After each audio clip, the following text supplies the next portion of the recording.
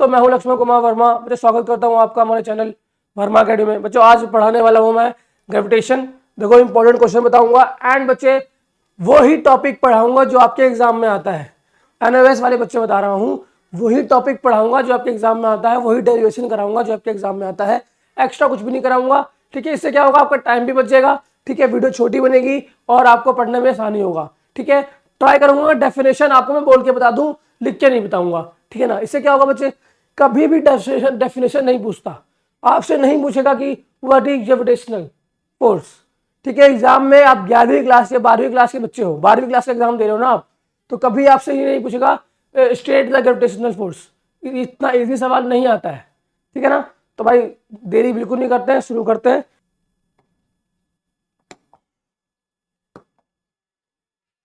देखो ये चैप्टर है ग्रेविटेशनल लॉ, ठीक है। इसके अंदर आप कैसे पढ़ना है, ठीक है। बहुत इजी चैप्टर है, बहुत आसान है, बस पूरा देख लेना, समझ में सारा आ जाएगा, ठीक। और ये पीडीएफ चाहिए तो आप कांटेक्ट कर लो, आपको मैं डायरेक्टली भेज दूंगा, कोई दिक्कत नहीं है, ठीक है। लॉ ऑफ ग्रेविटेशन, भाई ग्रेविटेशन सबसे पहले ना पता होना चाहिए ग्रेविटेशन होता क्या है, ठीक है ना। ग्रेविटेशन होता क्या है, अगर हम ग्रेविटेशन के बारे में पढ़ रहे हैं तो सुना होगा, 8वीं कक्षा में भी था, 10वीं में भी था, अब आप 11वीं में आ गए हो तब भी था, ठीक है। तो पता होना चाहिए। देखो जब दो ऑब्जेक्ट आपस में, जिसके पास अपना खुद का मास है, तो वो अनकॉन्टैक्ट मतलब बिना कॉन्टैक्ट के, ठीक है, एक दूसरे पर फोर्स एक्सर्ट करती है, मतलब लगाती है, वो एक फोर्स ग्रेविटेशनल फोर्स होता है, ठीक है। और ये दुनिया के किसी भी ऑब्जेक्ट में हो सकता है। मैं यहां बैठा हूं, ये पीछे बोर्ड है, इसमें भी क्या होगा, एक ग्रेविटेशनल फोर्स होगा, ठीक है। मैं यहां हूं और ये पेन है, मतलब इस पेन के अंदर और मेरे बीच में भी एक ग्रेविटेशनल फोर्स होगा, ठीक है। तो आप सोचते होंगे सर ग्रेविटेशनल तो हमने अर्थ के बारे में पढ़ा था, the force between earth and human फिर ऑब्जेक्ट। ऐसा नहीं है बच्चे, ग्रेविटेशनल फोर्स हर एक ऑब्जेक्ट में होता है जिसके पास मास है, ठीक है। ग्रेविटेशनल फोर्स हर एक ऑब्जेक्ट में होता है जिसके पास मास है। फॉर एग्जांपल ये मास है और ये मास है, ठीक है। ये मास है m1 और ये मास है m2। तो ये इसके ऊपर एक्सर्ट करेगा फोर्स और ये इसके ऊपर, ये होगा F12 और ये होगा F21। ये काम हो रहा होता है, ठीक है, जनरली। और अब हम उसके बाद आता है कि सर ग्रेविटी क्या होता है फिर। तो ग्रेविटी होता है the gravitational force due to earth. मतलब जब हम ग्रेविटेशनल फोर्स की बात करेंगे, जब हम ग्रेविटेशनल फोर्स की बात करेंगे, ठीक है, तो gravitational force due to earth is gravity, ठीक है। तो क्या होता है, ग्रेविटेशनल फोर्स वो होता है अर्थ ने जो लगाया, ठीक है, फोर्स, उसके बिहाफ पे हम कहते हैं कि ये ग्रेविटी है, ठीक है ना। तो आई होप आपको समझ में आ गया होगा। अब हम यहां भी देख लेते हैं क्या अलग लिखा हुआ है भाई। तो लिखा है law of gravitation, every particle attract each and other particle in the universe, ठीक है। हर पार्टिकल दूसरे को अट्रैक्ट करता है यूनिवर्स के अंदर, ठीक है ना। चाहे यहाँ पे अर्थ है और यहाँ मान लो कि मार्स है, तो अर्थ और मार्स के बीच में भी एक ग्रेविटेशनल फोर्स है, ठीक है।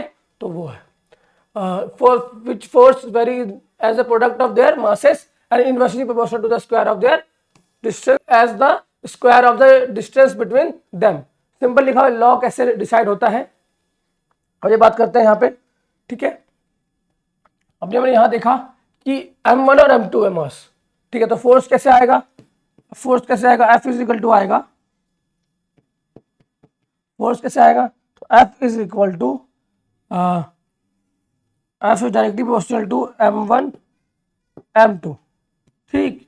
ये पहला, और इनवर्सली प्रोपोर्शनल होता है फोर्स डिस्टेंस का स्क्वायर बिटवीन देम। जब दोनों कंबाइन करते हैं तो F आता है m1 m2 अपॉन में r स्क्वायर, और यहाँ पे एक कांस्टेंट जनरेट होता है, उसे क्या कहते हैं, F is equal to g m1 m2 upon में r स्क्वायर। और ये हमारा आंसर हो जाता है, ठीक है। आई होप आपको समझ में आ रहा होगा। चाहिए तो नोट डाउन कर सकते हो, लेकिन बस समझना इंपॉर्टेंट है। एक बार ये क्या कर लो, एक बार ये आप देख लो, दूसरी बार नोट डाउन कर लेना, ठीक है। बस समझना इंपॉर्टेंट है भाई, देखो, बाकी नोट्स तो आपको आपके बुक में भी है, आपके नोट्स आपको मिल भी जाएगा, लेकिन प्रॉब्लम बात यह है कि आप एटलीस्ट समझो, ठीक है, समझना इंपॉर्टेंट है। तो भाई हमको ग्रेविटेशनल लॉ समझ में आ गया, ठीक है। आप इसका वेक्टर क्वांटिटी क्या होता है, तो भाई वेक्टर क्या मतलब क्या है कि डायरेक्शन भी बता रहे होंगे हम। तो मैंने अभी लिखा था F12 और F21, तो 12 का मतलब डायरेक्शन 1, फोर्स 1 से 2 पर लग रहा है, 21 का मतलब F जो फोर्स है 2 से 1 पर लग रहा है, तो दोनों ही बराबर होंगे, ऑब्वियस सी बात है। चाहे मैं इस कैमरे के ऊपर फोर्स लगाऊं ग्रेविटेशनल, या आप कैमरा मुझ पे लगाए, दोनों ही फोर्स बराबर होगा, क्योंकि it is a work on the third law of a Newton, ठीक है ना। थर्ड लॉ के ऊपर काम करता है कि न्यूटन का थर्ड लॉ क्या था, रिएक्शन का एक्शन होता है लेकिन अलग अलग बॉडी पे होता है, बराबर होता है लेकिन अपोजिट होता है, इसलिए माइनस साइन आता है। तो यहाँ पे क्या आ जाएगा, ठीक है, ये सिंपल ये वाला क्वेश्चन बनेगा, ठीक है, कि F जो आएगा F12 जो आएगा माइनस F21 क्या आएगा, बस, ठीक, इतना ही आएगा।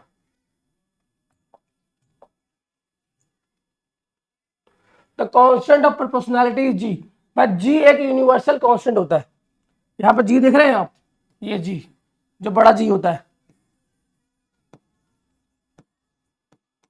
ये जी होता है ना यूनिवर्सल कांस्टेंट, इसको कहते हैं यूनिवर्सल कांस्टेंट। ये कांस्टेंट कई प्रकार के होते हैं, ऐसा कांस्टेंट जो कि चेंज होता है, जो अलग अलग कंडीशन में अलग अलग वैल्यू शो करता है। लाइक करंट के केस में हम देखते हैं, करंट में क्या होता है, जी की वैल्यू आर की वैल्यू चेंज होती है, अगर हमने एरिया चेंज कर दिया या फिर लेंथ चेंज कर दिया तो वहां पे, ठीक है, रेजिस्टेंस चेंज हो जाता है। लेकिन यहाँ क्या है, यूनिवर्सल कांस्टेंट, आप यूनिवर्स में कहीं भी जाओ, यूनिवर्स में कहीं भी जाओ, जी की वैल्यू इज अ कांस्टेंट, ठीक है। अब जी की वैल्यू होती क्या है, तो भाई ये होती है, जब भी क्वेश्चन मिलेगा आपको तो मैक्सिमम टाइम में जी की वैल्यू दी होती है, तो आपको लर्न करने की जरूरत नहीं है। 6.67 10⁻11 न्यूटन मीटर स्क्वायर पर kilometre square. It's value remain the same between the any two object anywhere. ये वैल्यू हमेशा चेंज नहीं होती, कभी भी चेंज नहीं होती है, ठीक है ना, ये कहानी है। अभी आगे देखते हैं भाई, एक्सेलरेशन ड्यू टू ग्रेविटी, मैंने बताया आपको ग्रेविटी और ग्रेविटेशनल फोर्स में अंतर क्या है। ग्रेविटेशनल फोर्स किसी भी दो ऑब्जेक्ट में हो सकता है, ग्रेविटी, ग्रेविटी के बारे में जब भी बात करेंगे तो दोनों दो ऑब्जेक्ट के बीच में एक ऑब्जेक्ट तो कम से कम अर्थ होना ही चाहिए, मतलब earth, gravity, gravitational force between any object a on earth, या फिर gravitational force between earth and any object is called a gravity, ठीक है, इज कॉल्ड अ ग्रेविटी। तो F is equal to M A, Newton second law के हिसाब से, ठीक है। और यहां से आप क्या करोगे, जब F is equal to M A करते हो और एक F किसके बराबर है, जी एम एम अपॉन में आर स्क्वायर, इक्वेशन 1 इक्वेशन 2, जब दोनों को ही बराबर पुट करोगे तो यहां से जी की वैल्यू आ जाएगी जी एम अपॉन में R square, G M upon में आर स्क्वायर। और ये एग्जाम में आ भी जाता है, दो करना कैसे होता है बताता हूं तुमको। F is equal to M A है, ठीक है, बेस्ट है। F is equal to G M M upon में आर स्क्वायर है ग्रेविटेशनल लॉ के हिसाब से। आप देखो दोनों ही बराबर है, M A is equal to G M M upon में आर स्क्वायर, एम से एम कट जाएगा, यहां से ए आ जाएगा जी एम अपॉन में आर स्क्वायर, और जो ये ए क्या है, ग्रेविटी है, तो इसको लिखेंगे जी, तो G is equal to G M upon में आर स्क्वायर। तो ये ग्रेविटेशन आ गया, मतलब कि एक्सेलरेशन, एक्सेलरेशन ड्यू टू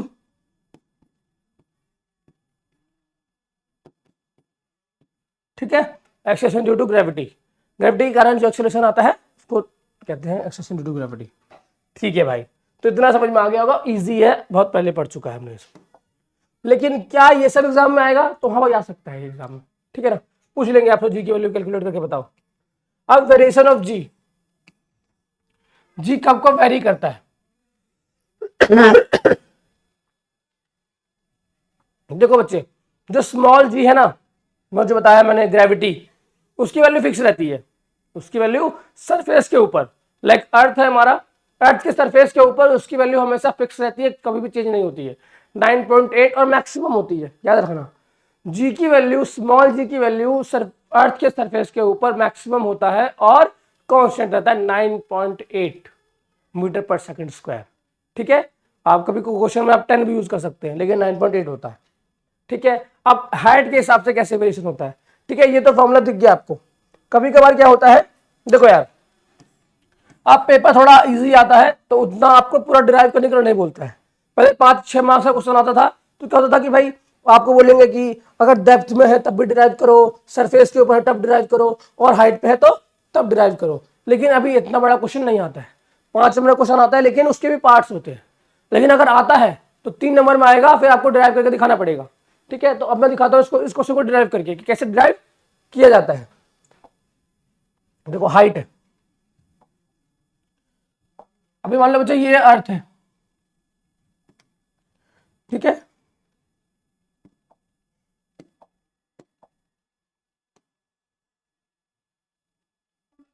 ठीक है,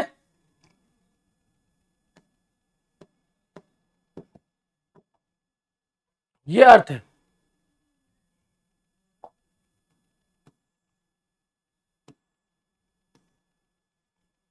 ठीक है बच्चे, ये अर्थ है और अर्थ का सेंटर ये है। ठीक है, इसका ये डिस्टेंस जो है r है। ठीक, अभी मैंने कैलकुलेट किया r इसके सरफेस के ऊपर, तो इसके सरफेस के ऊपर इसकी वैल्यू क्या होती है भाई, तो g is equal to G M upon में r स्क्वायर। यही हमने पढ़ा है अभी। ठीक है, कैलकुलेट किया है, लेकिन मुझे फाइंड करना है कि h डिस्टेंस पे क्या होगा। तो मान लो कोई ऑब्जेक्ट यहाँ पर है, कोई ऑब्जेक्ट यहाँ है, तो इसकी डिस्टेंस क्या हो गई, h हो गई, यहाँ से लेके यहाँ तक। ठीक है, तो अब क्या होगा भाई, तो मान लो ये इसका मास m1 है और इसका मास m तो है ही। ठीक है ना, तो मतलब पूरा m उसके ऊपर फोर्स लगा रहा है, तो m1 तो हमको लेना ही नहीं है। ठीक है, तो क्या आ जाएगा, g is equal to G M upon में ये होता है r स्क्वायर के बराबर। लेकिन यहाँ पे r की वैल्यू क्या है, यहाँ पे r की वैल्यू है r प्लस एच। ठीक है ना, आर ई लिख दो इसको। ठीक है ना, आर ई प्लस एच, तो यहां से आ जाएगा। ठीक है, यहां से क्या आ जाएगा बच्चे, g is equal to G M upon में आर ई प्लस एच। ठीक है, सॉरी स्क्वायर आ जाएगा और यहाँ पर जी आ जाएगा। ठीक, अभी क्या करना है, यहाँ पे हमारा सॉल्व हो गया है, यहाँ हमारा सॉल्व हो गया है। इसके बाद हम कुछ क्या कर रहे हैं, तो भाई यहाँ से r कॉमन निकाल लो, तो यहाँ पे आ जाएगा g is equal to G M. ठीक है, यहाँ पे आ जाएगा r स्क्वायर, यहाँ क्या आ जाएगा 1 प्लस एच अपॉन में r का होल स्क्वायर। ठीक है, यहाँ भी आप छोड़ दोगे तो आपका आंसर आ जाएगा। ठीक, तो ऐसे कैलकुलेट करते हैं। ठीक है, ठीक है बच्चे, ऐसे कैलकुलेट करते हैं। तो अब ये आ गया एच हाइट पर था, अगर डेप्थ में है तो, अगर मतलब अंदर है तो कैसे कैलकुलेट करेंगे भाई, तो आइए देख लेते हैं। तो यहाँ देख लेते हैं, देखो अभी फिर से हम बनाते हैं अर्थ। ठीक, अर्थ बनाया हमने, यहाँ पे क्या है, ये आर है, लेकिन अब की बार ऑब्जेक्ट कहाँ पे, इधर है। अभी ऑब्जेक्ट यहाँ पे है, अंदर कितना है, डी अंदर है। ठीक है ना, तो डी अंदर है भाई, तो एक्चुअली में जो डिस्टेंस आ जाएगा ऑब्जेक्ट का, ठीक है, वो जो एक्चुअली में आर जो आएगा वो आर माइनस डी आएगा, आर ई माइनस डी, है ना, ये आएगा। चलो भाई ठीक है, लेते हैं। ठीक है, हम ये लेते हैं, तो कैसे कैलकुलेट करेंगे भाई, तो हमने पर क्या पढ़ा है, g is equal to G M upon में आर स्क्वायर होता है। लेकिन ना यहाँ पे एक मजे की बात क्या है, मजे की बात क्या बोलूंगा मैं, इसको थोड़ा समझने की कोशिश करना आप, कि अगर ऑब्जेक्ट अर्थ के अंदर है तो पूरा अर्थ ना उसके ऊपर फोर्स लगाएगा। अगर भाई ऑब्जेक्ट यहाँ पे है तो पूरा अर्थ उसके ऊपर फोर्स नहीं लगा रहा होगा, सिर्फ इतना अर्थ ही इसके ऊपर फोर्स लगाएगा। इसका मास अपने कैलकुलेट करना पड़ेगा, है ना। तो करते हैं भाई, क्या हो जाएगा, तो यहां से g इज इक्वल टू आएगा जी एम, ये वाला मास पूरे मास का है, पूरे अर्थ का मास है, अपॉन में r जो है भाई, तो r क्या है, तो r आ जाएगा R E minus D, R E minus D आ गया, यहां पे स्क्वायर कर देंगे। ठीक है, तो ठीक है यहां तक, लेकिन अपने को अभी भी मास नहीं आया, हमारा मास अब तक नहीं आया है। ठीक है, तो मास आएगा कैसे, मास आएगा कैसे, तो बच्चे यहाँ पे हम डेंसिटी का यूज करेंगे। किसका यूज करेंगे, डेंसिटी का। तो डेंसिटी इज इक्वल क्या होता है, density is equal to mass upon में वॉल्यूम,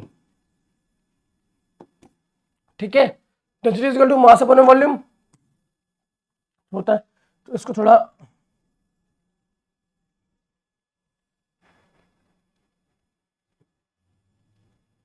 ठीक है बच्चे, डेंसिटी क्या होता है, मास अपॉन में वॉल्यूम, डेंसिटी होता है मास अपॉन में वॉल्यूम। तो भाई मास हमको पता है, मास क्या है भाई, m है ना, मास क्या है, बड़ा M। वॉल्यूम क्या है, वॉल्यूम पता होगा तो डेंसिटी आ जाएगा, ठीक है। और डेंसिटी निकालने के लिए भाई अर्थ का हम अनुमान लेके चलेंगे कि अर्थ का जो डेंसिटी है पूरा इक्वल है, ठीक है, यूनिफॉर्म है। तो भाई ठीक है, अब वॉल्यूम क्या है, तो वॉल्यूम तो इतना निकालना है ना अपने को, इतने तक का। अब भाई वॉल्यूम होता है 4/3 पाई आर क्यूब, है ना, 4/3 पाई आर क्यूब होता है। तो लिखेंगे 4/3 पाई और ये आर, ठीक है ना। तो थोड़ा रफ करते हैं और प्रॉपर बनाते हैं इसको, ठीक है। ये रहा, ठीक है, ये कितना है आर और ये क्या था डी, ठीक है। अभी आर है तो यहाँ पे लिख देंगे आर स्क्वायर, आर क्यूब लिख देंगे। तो ये आ जाएगा किसका मास, इसका मास आएगा ये आएगा डेंसिटी,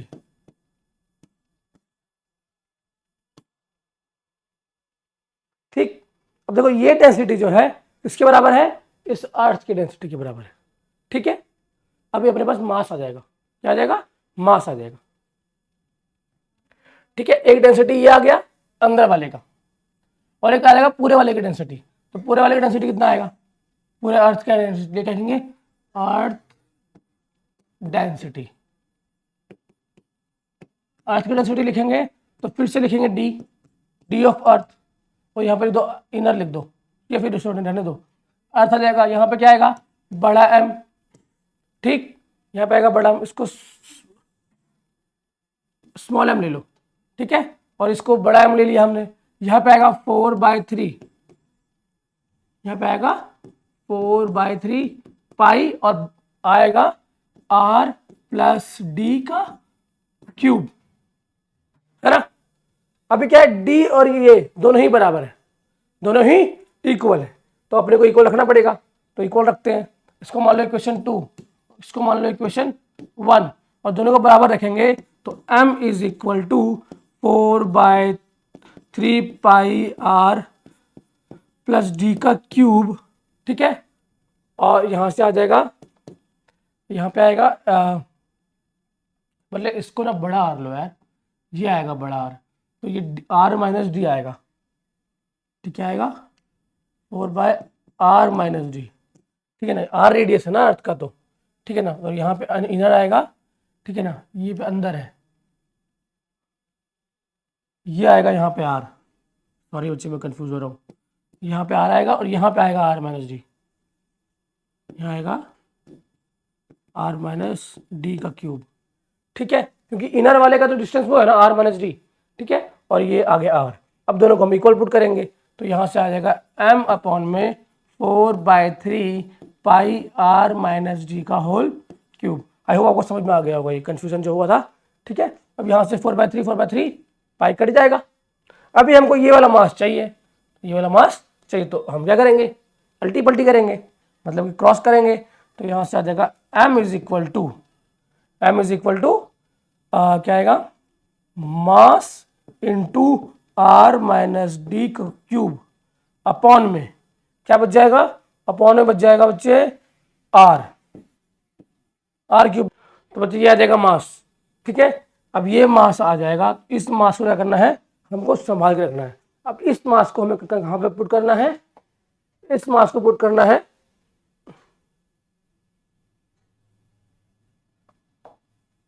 हाँ, जब इस मास को पुट करेंगे इधर देखो, इस मास को इधर पुट करेंगे, ये स्मॉल जो ये है स्मॉल m, ठीक है बच्चे, ये है स्मॉल m। अब इस वाले मास को इधर पुट करेंगे, ठीक है। तो अभी हम क्या करेंगे, इसको इधर लिखते हैं और यहाँ पे आ जाएगा g is equal to G m upon में r माइनस डी का क्या था, स्क्वायर था, ठीक। अभी m की वैल्यू हमने कैलकुलेट करी है, तो m क्या आया था भाई, एम क्या आया था, मुझे एम आया है ये जो ये रहा, एम आर माइनस डी का क्यूब, एम आर माइनस क्या आया है, M R minus D cube upon में आर क्या था, आर आर क्यूब अपॉन में आर क्यूब, और ये था आर माइनस डी का स्क्वायर। अब देखो ये स्क्वायर और ये क्यूब कटेगा, स्क्वायर और क्यूब कटेगा तो क्या आएगा, जी एम अपॉन में आर माइनस डी अपॉन में आर क्यूब, और ये आया है जी, ये आया है जी की वैल्यू। ये बच्चे हैं इनर की, इनर जी की वैल्यू क्या है, इनर जी की वैल्यू। अब यहां से कुछ भी कर सकते हो आप, यहाँ पे आर कॉमन निकाल लो तो इससे आर और आर कैंसिल हो जाएगा, यहाँ छोड़ दो क्या आपका आंसर आ गया, ठीक है ना। इसके लेकिन आगे भी कर सकते हो, इसके आगे भी कर सकते हैं, लाइक जी, इसके आगे बस सिर्फ मैथ्स है, ठीक है, इसके आगे सिर्फ और सिर्फ मैथ्स। तो आर कॉमन निकालूंगा, 1 माइनस डी अपॉन में आर आ जाएगा, ठीक। और यहाँ पे क्या है, आर क्यूब है, तो यहाँ से 1 से 1 गया 2 बच जाएगा, तो यहाँ से क्या आ जाएगा, G M 1 minus D upon में आर अपॉन में आ जाएगा आर स्क्वायर, तो ये आ जाएगा यूनिवर्सल, ठीक है बच्चे, ये आ जाएगा, यही आपका आंसर है। मतलब कि अगर डेप्थ में रहेगा तो जी की वैल्यू ये रहेगी, ठीक है बच्चे। अब ये ना अब डिपेंडेंट नहीं है, अब ये हाइट पे डिपेंडेंट है ही नहीं, देखो ऑब्जेक्ट की हाइट पे डिपेंड नहीं है, सिर्फ डेप्थ पे डिपेंड है। तो मतलब यहाँ से आप कैलकुलेट कर सकते हो, अभी ऑब्जेक्ट कहीं भी हो, सरफेस पे हो, डेप्थ में हो, चाहे ऊपर हो, ठीक है, आप कैलकुलेट कर सकते हो, ठीक है। तो ये जी की वैल्यू है, ऐसे ही कैलकुलेट करनी है, इजी है, थोड़ा समझ जाओगे। बीच में तो कहाँ आप फंसोगे, जहाँ पर डेंसिटी निकालना रहेगा, तो डेंसिटी पहले अर्थ का निकाल लोगे, फिर इनर सरफेस का निकाल लोगे, दोनों को बराबर पुट कर दोगे और जी की वैल्यू आ जाएगी, ठीक है। वहां से एम की वैल्यू आ जाएगी, ठीक है, छोटे वाले अर्थ का जो अंदर अर्थ है उसके, ठीक है, वहां से कैलकुलेट करोगे, वैल्यू पुट करोगे, आंसर आ जाएगा। बहुत ईजी है लेकिन बहुत इंपॉर्टेंट है, बहुत ईजी है लेकिन बहुत ज़्यादा इंपॉर्टेंट है, नोट डाउन कर सकते हो, ठीक है। और आई होप आपको समझ में भी आ गया होगा। चलिए आगे बढ़ जाते हैं, ठीक है, इंपॉर्टेंट है दोस्तों, ठीक है ना, डायरेक्टली क्वेश्चन भी आता है इसके ऊपर, ठीक है ना। तो हमने क्या कर दिया, हमने हाइट के लिए भी कैलकुलेट कर दिया और हमने डेप्थ के लिए भी कैलकुलेट कर दिया, ठीक है। जहां हमने डी लिया था वहां पे, और यहाँ पे रो दिया हुआ क्योंकि डेंसिटी रो से डोनेट करते हैं, ठीक है। अभी अभी अंदर आएगा अर्थ का तो हमने कैलकुलेट कर दिया, आपको समझ में भी आ गया होगा, ठीक है। अभी भाई वेट एंड मास, ये आता है कभी कभी क्वेश्चन 3 मार्क्स में आ जाता है कि मास और वेट में क्या अंतर है, what is difference between weight and मास।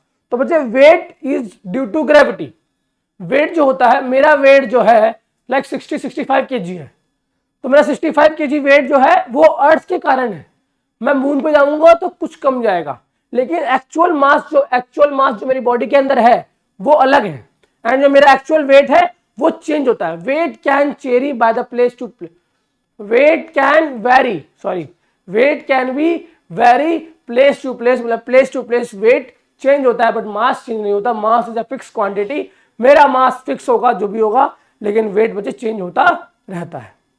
अब पढ़ लेते हैं, the force between the body is a pull toward the earth is called the weight. मैंने कहा ना, अर्थ किसी बॉडी को ऊपर की ओर खींचता है, वो पुलनेस, वो फोर्स ही क्या है, वेट है, क्योंकि F is equal to M A, और अर्थ लगा रहा है तो F is equal to M G, और M G is a weight, M G is a, मतलब मान लो मैं 6 kg मेरे अंदर मास है, तो मेरा वेट क्या आएगा, लगभग 60 किलो, है ना।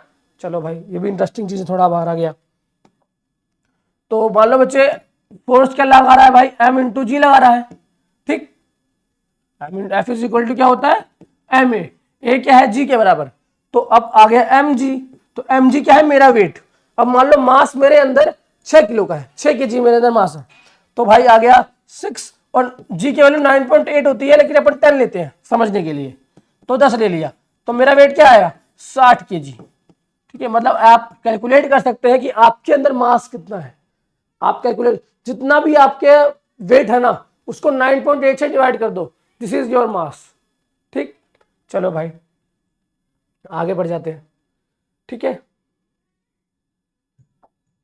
अगला क्या है, W mg होता है, यूनिट क्या है, न्यूटन है, क्योंकि भाई फोर्स है तो न्यूटन ही आएगा, ठीक है ना। Since g vary from the place to place, weight of the body also change from the place to place, ठीक है ना। क्या होता है भाई, फोर्स चेंज होता है, ग्रेविटेशनल फोर्स चेंज होता है, ठीक है। प्लेस टू प्लेस, तो भाई वेट भी चेंज होता है, मैंने बताया आपको। The weight is maximum at the pole and the minimum at the equator. Pole पे मैक्सिमम होता है वेट और इक्वेटर पे मिनिमम होता है। चलिए अब ये थोड़ा कुछ फैक्ट्स हैं जो कि याद करने में लिख सकते हो, कभी एग्जाम में आया तो पॉइंट बना के लिख पाओगे आप, ठीक है। Mass of body however does not change, mass is a intrinsic property of the body, there it is a stay the constant whenever the body be situated।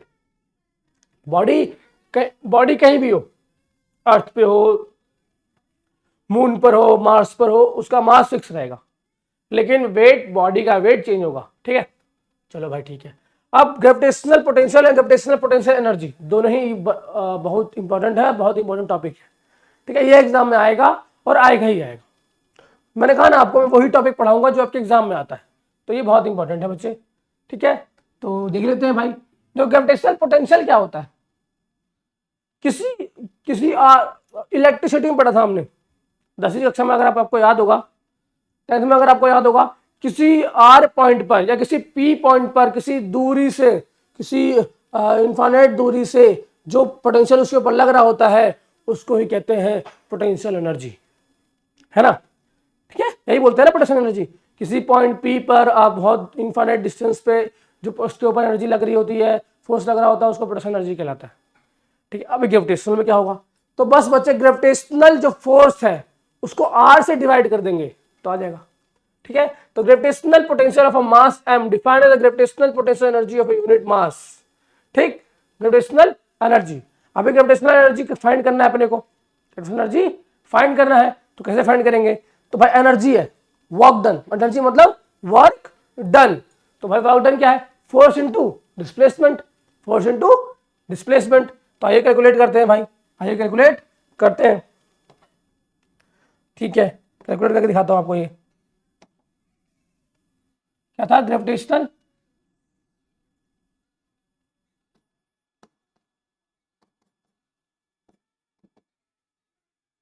Gravitational potential,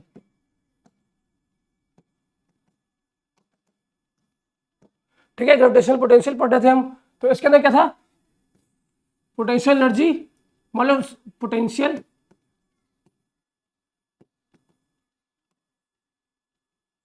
energy due to gravitational force, gravitational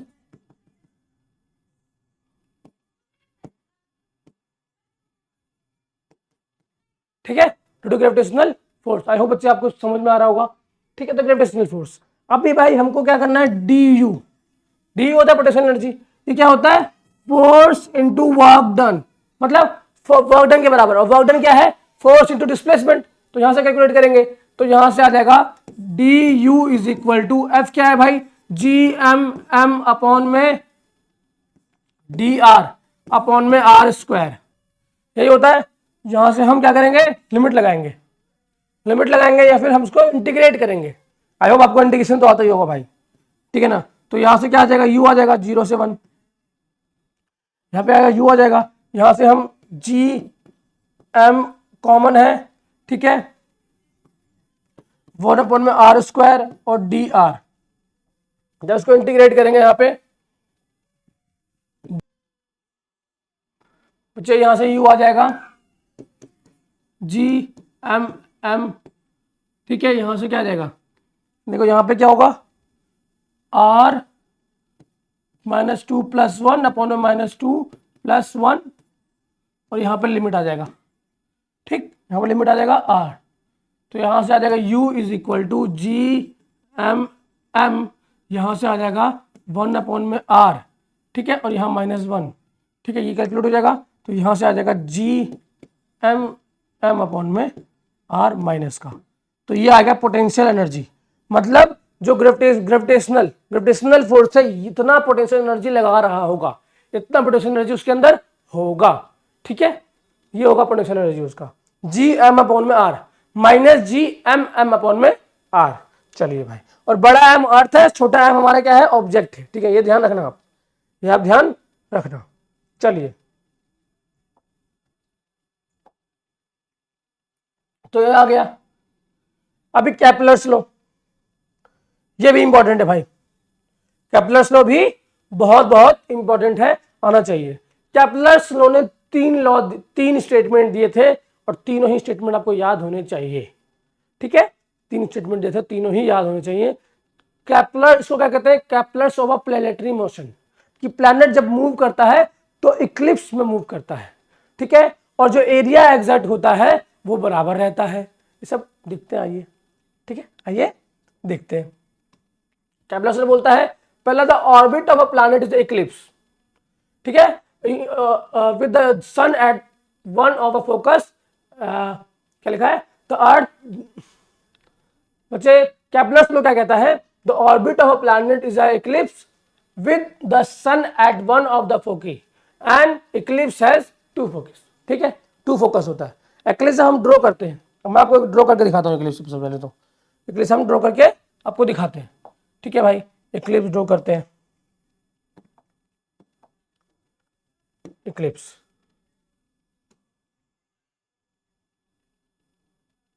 ठीक है, ऐसा दिखता है Eclipse. अभी मान लो बच्चे मैं आपको ड्रॉ करता हूं कि अर्थ और वन, देखो ये फोकस वन है, ये फोकस, ठीक है, ठीक है बच्चे, ये क्या है, मान लो फोकस है ये F1 और ये फोकस पॉइंट क्या है F2। तो फर्स्ट में समझना फोकस ये है, मान लो यहां पे सन है,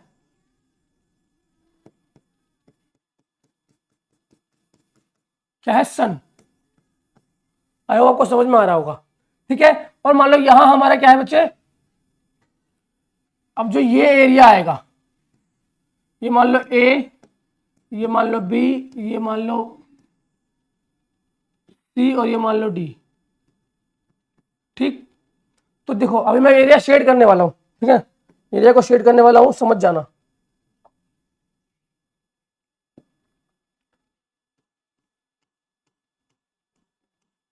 ये वाला एरिया और ये वाला एरिया बराबर आता है, क्या आता है, अभी थोड़ा मैंने बनाया गलत है, समझ में नहीं आ रहा आपको, लेकिन ये एरिया और ये एरिया हमेशा बराबर आता है, ये थर्ड लॉ है केपलर का, ठीक है। और फर्स्ट क्या है भाई कि एक जो अर्थ होता है या फिर जो प्लैनेट होता है, जो क्या होता है, प्लैनेट जो होता है बच्चे वो इक्लिप्स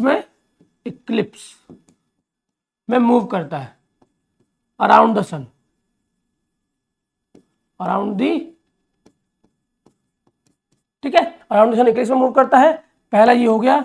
दूसरा क्या होता है, एरिया, तो स्वेप्ट एरिया जो होता है, स्वेप्ट एरिया, एरिया जो होता है मतलब एरिया जो आ रहा है इस साइड और इस साइड, मतलब ठीक है, वो बराबर होता है, एरिया इज इक्वल, मतलब इक्वल टाइम में इक्वल एरिया कवर करता है, ठीक है, इक्वल टाइम में इक्वल एरिया कवर करता है, ये पूरा फॉर्म होता है बच्चे, यही केपलर लॉ है। अगर आपको एग्जाम में आया तो यही केपलर लॉ ड्रॉ करना है, ऐसा डायग्राम बनाएंगे, अर्थ को दिखाएंगे, ठीक है, और मान लीजिए बच्चे आप पर क्या है, ये हम, ठीक है, ये हमारा क्या है, प्लैनेट, यहाँ प्लैनेट है, ठीक, प्लैनेट क्या करता है, ऐसे मूव कर रहा होता है, आई आपको समझ में आएगा।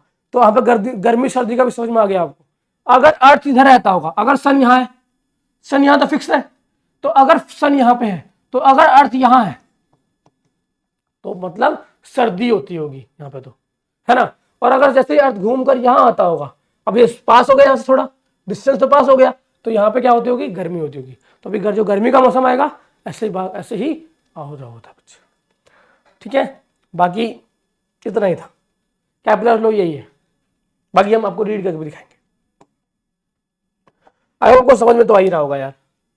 The area struck by the line joining the planet to the sun in the unit time is a constant through the orbit। मैंने कहा ना, अगर यूनिट टाइम मान लो बच्चे 10 दिन में अर्थ ट्रैवल कर रहा है, अर्थ की एग्जांपल लेते हैं, तो 10 दिन में गर्मियों में ट्रैवल कर रहा है और सर्दियों में ट्रैवल कर रहा है, इधर और इधर, तो दोनों ही एरिया बराबर आएगा, जो मैंने ड्रॉ करके आपको दिखाया, समझ में आ गया होगा, ठीक है। एंड क्या है, square of the period of the revolution, हाँ ये इंपॉर्टेंट है, square of the period of revolution of a planet around the sun is proportional to the cube of its average distance from the sun if the denoted the prime period by t and the average distance from the sun is r। तो कैसे करके, जो हमारा t cube होता है, t square होता है, वो डायरेक्टली प्रोपोर्शनल होता है r क्यूब के। तो भाई जो टाइम टेकन है और जो ऑर्बिट है आर वो क्या होता है, देखो समझाता हूँ मैं आपको समझाता हूँ। जो टी आएगा, टी क्यूब जो आएगा आर क्यूब के, सॉरी टी स्क्वायर जाएगा आर स्क्वायर के, तो टाइम टेकन जो रिवोल्यूशन में टाइम लग रहा है और जो आर डिस्टेंस है उसके क्यूब के बराबर होता है या फिर प्रोपोर्शनल होता है, ठीक है ना। तो ऐसे कैलकुलेट करते हैं। यहां से आप G V of orbital mass find कर सकते हो, मतलब एंगुलर वेलोसिटी आप फाइंड कर सकते हो, ठीक है भाई। मैक्सिमम चीजें मैंने आपको बता दी चैप्टर के अंदर एंड आपको समझ में भी आ गया होगा, ठीक है। क्या है ऑर्बिटल वेलोसिटी ऑफ प्लैनेट, और इसके अंदर एक टॉपिक आता है स्केप वेलोसिटी, बहुत इंपॉर्टेंट है उसका बच्चे। स्केप वेलोसिटी का कभी कभार क्वेश्चन आ जाता है कि derive the formula of escape velocity, तो मैं ट्राई करूंगा कि आपको बताऊंगा, ठीक है। तो यहां से आएगा ऑर्बिटल वेलोसिटी, तो भाई सिंपल होता है, अगर अब मुझे ऑर्बिटल वेलोसिटी फाइंड करना है तो मुझे पता है v is equal to pi R upon में, देखो मुझे ये बेसिक है आपको बताना चाहिए, 2 पाई आर अपॉन में टी होता है। अब 2 पाई आर अपॉन में टी क्यों होता है वेलोसिटी, भाई एक ऐसे घूमा कोई ऐसे घूम गया, तो भाई ऐसे घूमेगा तो अभी मान लो इधर गया तो इधर ऐसे जाएगा ना, अभी सर्कुलर फॉर्म में घूम रहा है, और सर्कुलर फॉर्म में इसका पेरीमीटर क्या होता है 2 पाई आर के बराबर, और कहने का टाइम तो लिया होगा उसने टी, तो अपन में टी, ठीक। और जब 1 अपॉन में टी है वो क्या है बच्चे, वो एक सर्कल कंप्लीट करने का टाइम है, मतलब टाइम पीरियड है, क्या है टाइम पीरियड है। आई होप आपको समझ में आ रहा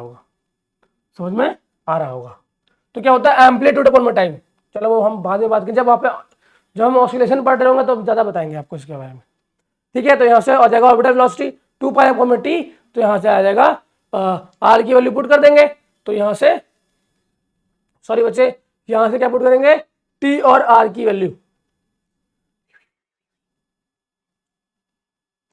हाँ तो बच्चे यहाँ से आ जाएगा और एंगुलर वेलोसिटी आ जाएगा, और यहाँ से अपने फिर बी ऑफ ऑर्बिटल हम फाइंड कर सकते हैं, ठीक है। अब आगे फाइंड देखते हैं स्केप वेलोसिटी, आगे ना स्केप वेलोसिटी इंपॉर्टेंट है, मैंने कहा था आपको बहुत इंपॉर्टेंट है इसका बच्चे, आपको डेरिवेशन आता है एग्जाम में, ठीक है, लेकिन आपको पता होना चाहिए होता क्या है स्केप वेलोसिटी क्या होता है। अपने एक देखा होगा एक कोट भी है, कहते हैं बच्चे कोशिश करने वालों को कभी हार नहीं होती, और एक जमकर पत्थर उछालो तो आसमान में कि वो वापस आएगा ही नहीं, ठीक है ना, ऐसा कुछ कहते हैं। आई होप आपको पता हो, मुझे थोड़ा याद नहीं आ रहा, लेकिन क्या होता है कि आप ऑब्जेक्ट को उस वेलोसिटी पे ऊपर उछालो, ऑब्जेक्ट को उस मिनिमम वेलोसिटी पे उछालो कि वो अर्थ के ग्रेविटेशनल फोर्स को तोड़ के अंतरिक्ष में चला जाए, मतलब कि स्पेस में चला जाए। थोड़ा समझाता हूं मैं डिपिक्शन करके, मतलब मैं थोड़ा एक्सप्लेन करता हूं। देखो बच्चे ये अर्थ है, क्या है ये अर्थ, अब ये अर्थ है, यहां पे तुम खड़े हो, मान लो इसका नाम है भाई, इसका नाम क्या है सुनील नाम है, सुनील नाम का लड़का है और रॉकेट बनाया है इसने, रॉकेट साइंटिस्ट बन गया, ठीक है ना। क्या हमारा पीएसएलवी इसको पीएसएलवी और जीएसएलवी है ना हमारा जीएसएलवी, आई होप आपको पीएसएलवी और जीएसएलवी के बारे में पता होगा। ये क्या है भाई, तो भाई हमारे जो मिसाइल मैन थे उन्होंने ये बनाया था, और हम इसका इस्तेमाल करके बहुत सारे सैटेलाइट्स लॉन्च करते हैं, ठीक है। तो ये है, ठीक भाई। तो मान लो ये सुनील नाम का लड़का है, इसको काम मिला है इसरो के अंदर कि इसको ऊपर भेजना है, सारे मिसाइल ऊपर भेजना है।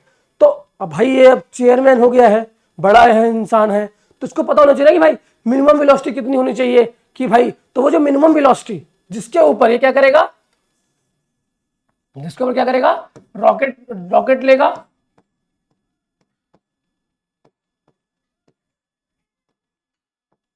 ठीक है, रॉकेट लेगा और रॉकेट को ऊपर भेजेगा, कि जो ये वाला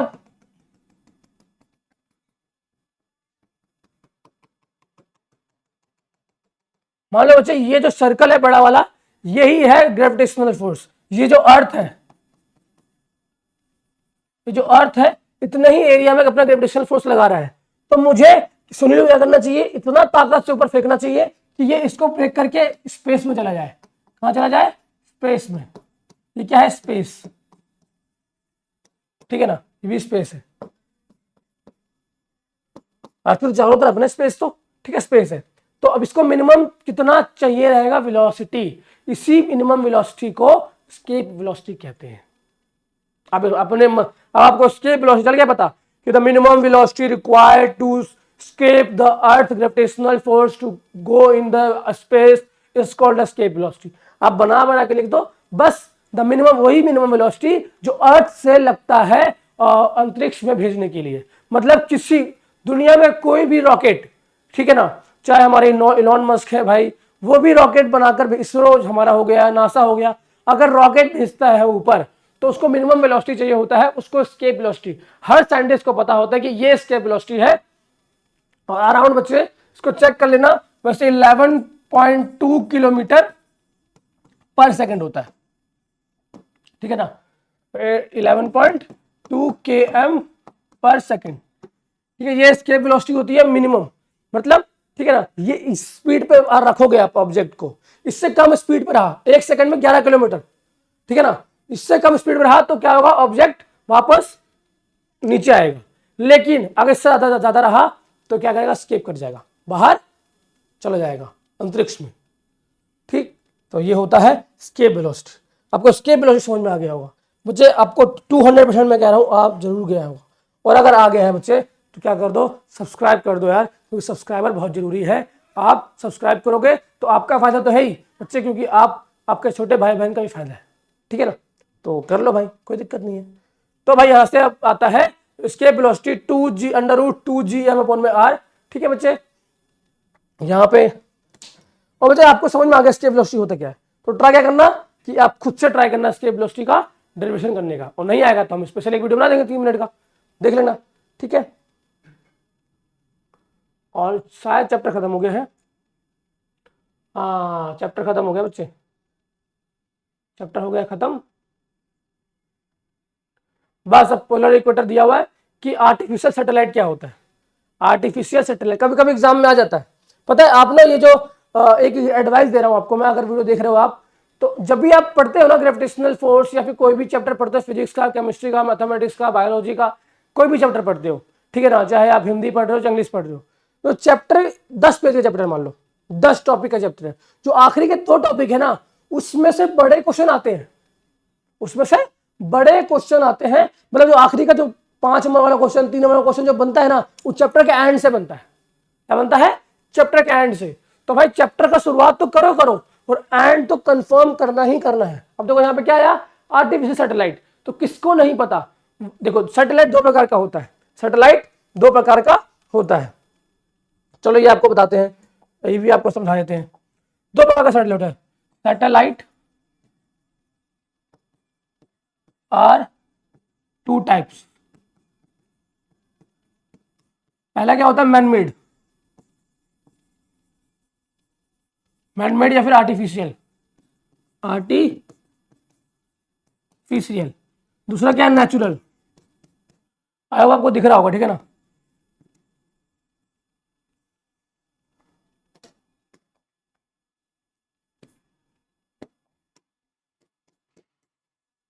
नेचुरल सैटेलाइट,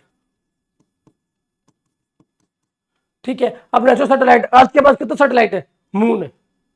अर्थ के पास ओनली 1 सैटेलाइट है, मून। तो वैसे ही बहुत सारे सैटेलाइट होते हैं, ठीक है ना। जो हमारा ये अर्थ है और ये है अर्थ, और यहाँ क्या है, मून। मून क्या करता है, चक्कर लगाता है। और हमने भी आर्टिफिशियल सैटेलाइट बना रखा है, जो इसरो रॉकेट भेज रहा है। ये हमारे इलॉन मस्क, ठीक है ना, स्पेसएक्स से रॉकेट भेज रहे हैं, वो उसको कैच भी कर रहे हैं। ये सब क्या क्यों कर रहे हैं, वो सब आर्टिफिशियल सैटेलाइट है। ये सब वेदर फोरकास्टिंग में काम आता है। टेलीविजन जो देखते हो आप, वाईफाई जो चलाते हो, इंटरनेट जो चलाते हो, अभी तो आने वाला है, अभी तो इंटरनेट तो फाइबर से चलता है, लेकिन आने वाले टाइम पे इंटरनेट हमारा चलेगा सैटेलाइट से, ठीक है ना। तो टेलीफोन हो गया, वेदर फोरकास्टिंग हो गया, ये सब टॉपिक्स है, आ जाते हैं एग्जाम में कि explain the 3 application of the artificial satellite, explain the 3 application of artificial satellite. तो पहला टेलीकम्युनिकेशन, ठीक है, रेडियो, टीवी, ठीक है ना, वेदर फोरकास्टिंग, ठीक है, साइंटिफिक रिसर्च, ठीक है, एस्ट्रोलॉजी, एस्ट्रोग्राफी, एस्ट्रोनॉमी, ठीक है ना, ये सब आता है कि अर्थ के बारे में जानकारी, रिसर्च, स्पेस रिसर्च, पूरा स्पेस का रिसर्च करना, कि कैसे प्लेनेटरी मोशन कर रहे हैं, ठीक है। तो ये सब चीज़ें हमारे आता है सैटेलाइट के अंदर, ठीक है। तो मैनमेड जो हम इंसानों ने बनाया है, लाइक हमारा पहला था आर्यभट्टा, हमने सबसे पहला सैटेलाइट लॉन्च किया था आर्यभट्टा, ठीक है ना। और वर्ल्ड का क्या था, शायद स्पुतनिक, ठीक है ना। चेक कर लेना बच्चे ये, ठीक है, स्पुतनिक, स्पुतनिक 1 शायद ये रशिया ने लॉन्च किया था, बाकी आप चेक कर लेना, ठीक है। बाकी इंडिया को तो पता है आर्यभट्टा था, आर्यभट्टा, आर्यभट्टा, आर्यभट्ट के नाम पे लॉन्च किया गया था। तो इसके बाद बहुत सारे थे, अग्नि आए थे, अग्नि था, जल था, पता नहीं बहुत सारे थे, त्रिशूल भी हमने लॉन्च किया था एक टाइम पे, ठीक है। तो ये हमारा हो गया चैप्टर खत्म, ये हमारा चैप्टर खत्म हो गया। हाँ, एक टॉपिक और रह गया है कि कैसे, कितने प्रकार का सैटेलाइट होते हैं, कितने प्रकार के सैटेलाइट होते हैं। तो सैटेलाइट दो प्रकार का होता है, सैटेलाइट दो प्रकार का होता है। देखो हमारा ये अर्थ है, देखो ये क्या है, ये हमारा अर्थ है, ठीक है। अभी क्या है भाई, अभी है बच्चे, अर्थ हो गया। अब यहाँ पे दो आएंगे, पोलर और इक्वेटर। अरे क्या कर रहा हूं मैं,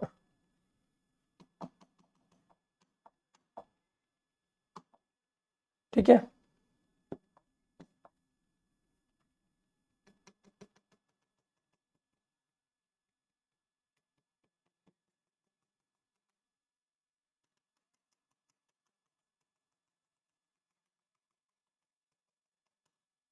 ठीक है बच्चे, आई होप आपको समझ में आ रहा होगा, ठीक है। तो ये क्या आएगा, इक्वेटर, और ये आ जाएगा पोलर, और ये हमारा सेंटर ऑफ अर्थ, हमारा सेंटर ऑफ अर्थ, तो ये आ जाएगा इक्वेटर।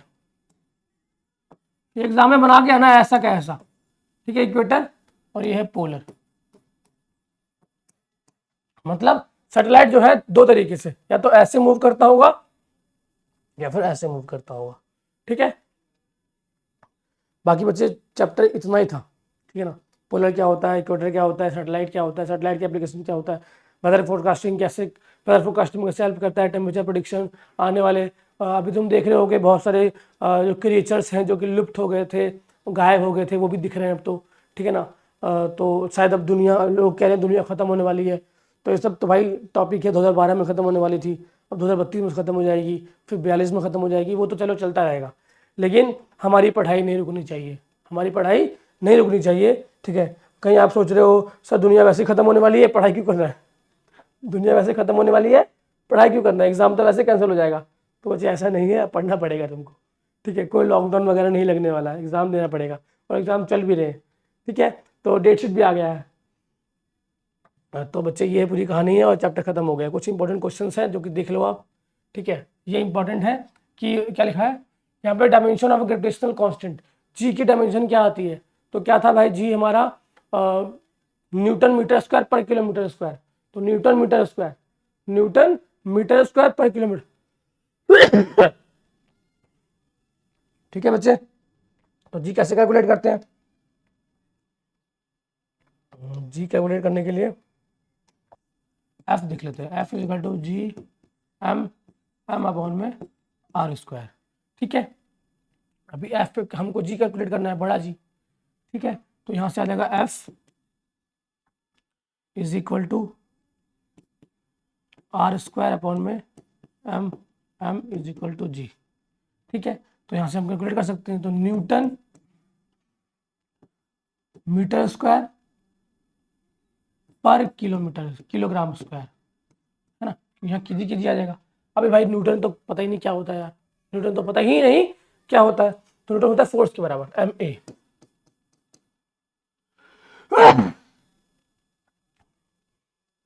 न्यूटन होता है किसके बराबर बच्चे, फोर्स के बराबर, एम ए, एम मतलब केजी मीटर पर सेकंड स्क्वायर।